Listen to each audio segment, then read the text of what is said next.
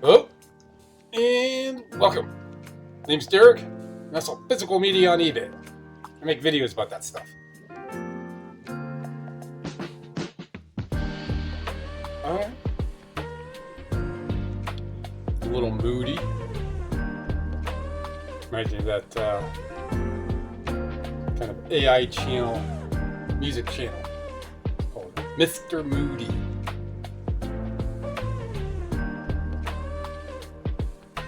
Cool James. So it turned out, amazing what happens in one day, and I really wouldn't go with that extreme because of one sale. If it wasn't for that, it would still be under 200 for the day. So, not a waiting payment.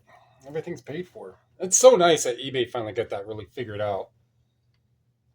The non-payment. I mean, one of those might still happen. International, yeah, there could be a delay for that, but non-payment hasn't happened in quite a while. And not that it really happened often, but it was obviously, hey, you're on eBay to buy something. Oh, shoot, I'm just not going to pay for it.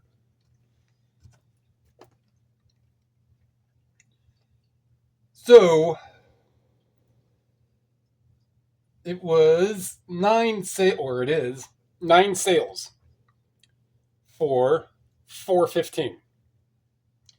300, 400 a day, I would say would keeps the doctor away, but I just went to the dentist yesterday for another checkup on it and gave them $5,000. So I went there to pay the money. It's probably because I didn't have 400 in sales. I don't know, but things can get paid for with the higher dollar and or more sales. But 9 for 415. I don't think there's any international. No, all domestic. All right. It's currently 15 degrees outside. Close enough, 7 or 17. The weather station is right outside my window, so that temperature is going to be off by a couple degrees because of the radiant heat from the brick and the lack of the insulation, but the insulation right there at the window. So it's still going to be off by a couple. However, with the real feel up here in Northeast Ohio, east of Cleveland, with the wind chill, it's probably minus 20. Going to get worse than that. It's been much worse, but I just know better not to let the cats outside. And if I don't have to go, I'm not.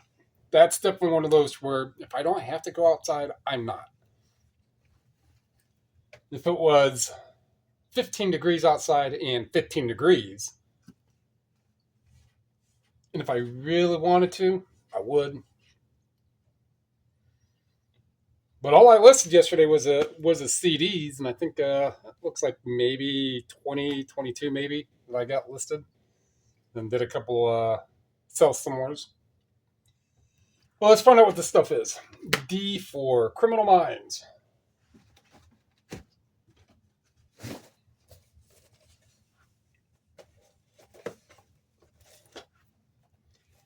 Criminal Minds. 17. Season 13.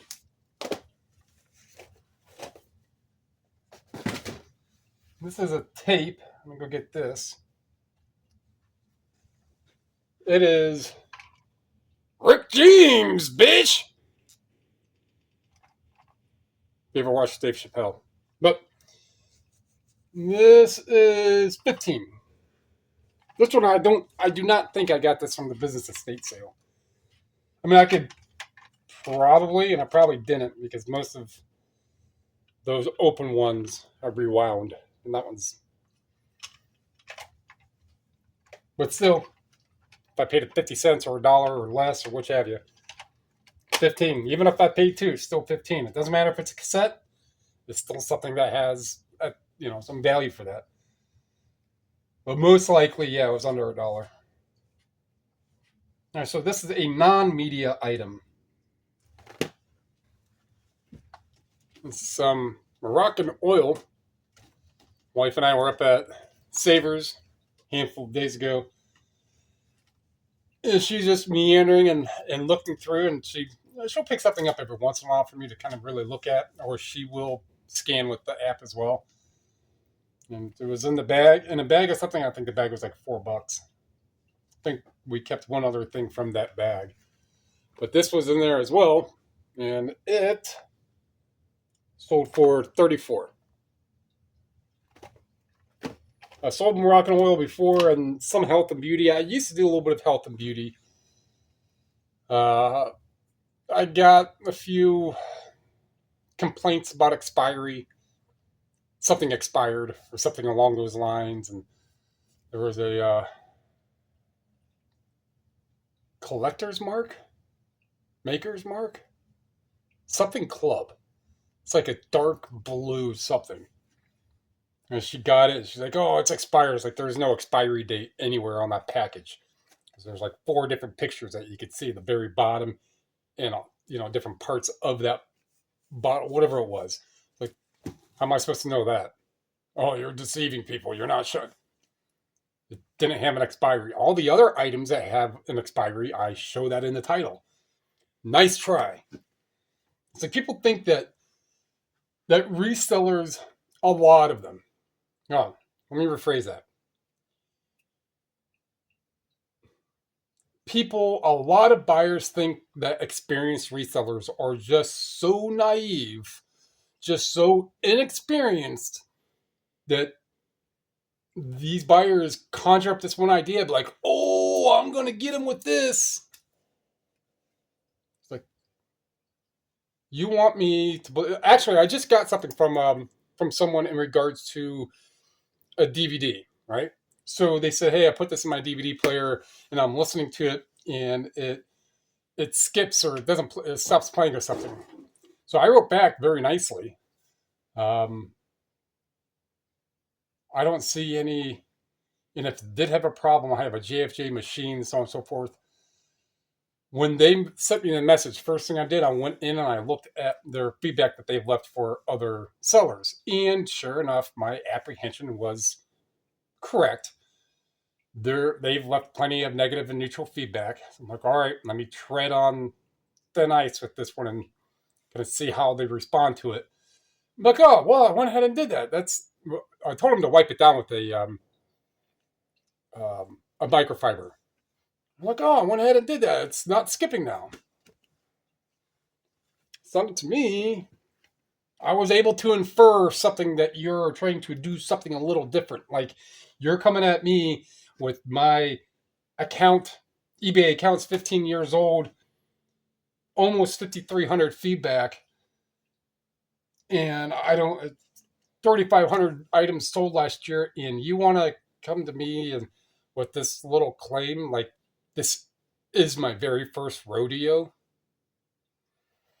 Nope. And that's in part why I don't get a lot of returns for something that would ultimately be my fault. People will return things. Oh, I ordered this by mistake, things like that. But when you get messages like that, they're like, "Oh, well, this perfectly looking, according to the picture, perfectly looking DVD." Granted, there could be some times that there's an issue, but when you look at the buyer's feedback and a lot of their negative and neutral feedback is about, "Oh, this disc is super skit or super scratched. This thing stopped playing." Like, you're throwing the bait into a different pond, hoping that I bite. You weren't successful in a whole bunch, and at those points, I'm like, "Oh, I'll just order something else and try again." What's that old phrase? Don't argue with stupid people; they'll beat you with experience, or something like that. Except for in most cases, if you're smarter, more astute, um, you can save yourself a few bucks.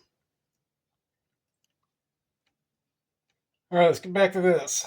Morocco oil. All right, D6. Rebolts.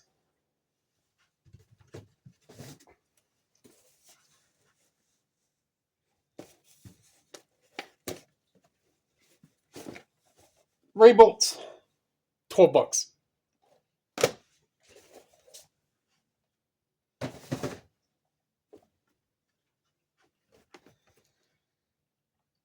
Some Led Zeppelin. How about that? So I was over at just an internet acquaintance. His channel, it's called Finding Mulder. And one would hear that, be like, oh, I know the name Mulder. Huh. That channel's going to be about the X-Files. No, it's not. It's about building settlements for Fallout 4. And he's and there are some very, very, very creative builders out there. But he was on a live stream and conversing and the other people that are in chat. I joined his channel, I don't know, 6-8 months ago. I don't remember how long ago. Very, very interesting. And he pulls little references every once in a while. And we're sitting there and I was just dropping lyrics in chat for different songs. And hey, mama, say where you move was Led Zeppelin was one of them. And interestingly enough, that person is I'm familiar with another person from chat with where they're from. And it's just strange. It's like you can have the entire internet out there and you join any one of these random platforms. You join any one of what that point was a live stream. You join any live stream on any given platform and make a very, very passing comment, and someone else is able to kind of infer a little bit and like, oh yeah, I'm very, very familiar with that. It's like, what are the odds of 8.5 billion people and two of them? It'd be almost the same thing as if I join a stream and next thing I kind of sit there and I'm find out that the person who I'm chatting with in chat is my next door neighbor. It's just really weird of all the possibilities of people that are out there, where this person is from, I'm very familiar with. And so is my wife. Right. So Led Zeppelin, 14. Got to listen to it once or twice, sold it. Another one of these soundtrack DVDs.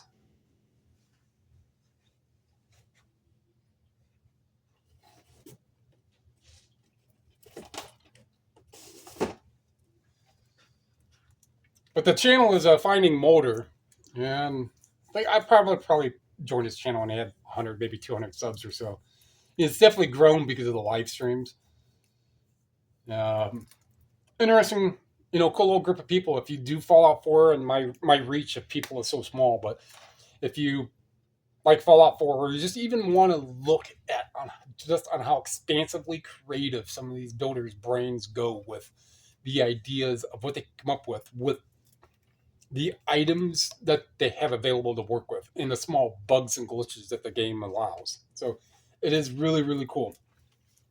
And he has very, very interesting banter as well. So it's not like one of those boring people he converses. He has an internet and is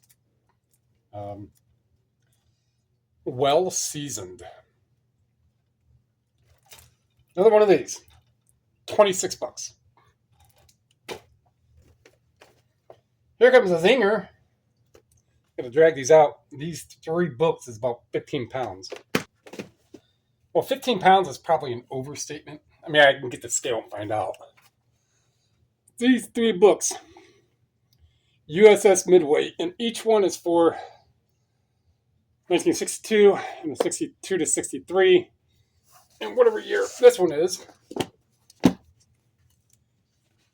for 1961. So I want to say that it is like a yearbook, or it is the specific mission location of where the Midway went. And it encompasses, because these are very, very well done. And it's just, well, it's a pretty scantily one to go on.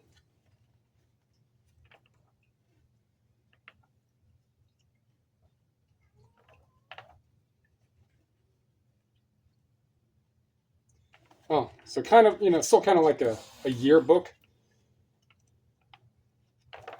A lot of these people.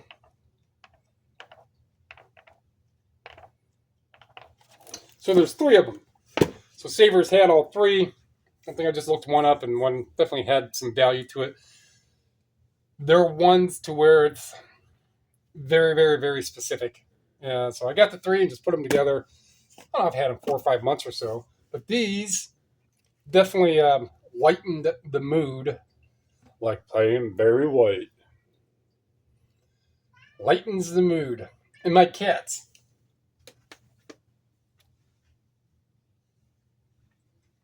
My cats.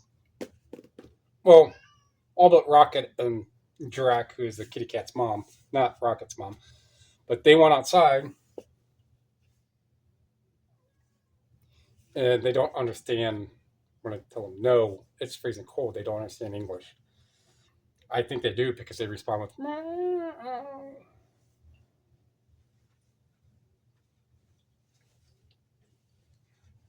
I can't. So they're here basically playing Royal Rumble and screaming and yelling and meowing and hissing. Deal with it. But these three, 265. And I think I probably paid. If it was anything, it wasn't much of any more than $20. So now I do believe I have a box that'll be just the right size for this. For these. All right, got a couple more. D13.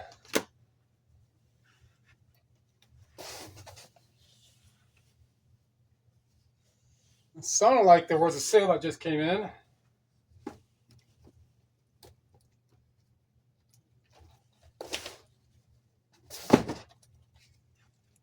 And this one has a sticker on it still. Mm-hmm. Mm-hmm. Elvis. $10. C25. Oh no, hold on. I heard the sound. It sounded like it. Nope. Best of Oh Boingo. Oh no, Oi Boingo. If I remember right, I don't. There it is. This is one I resurfaced.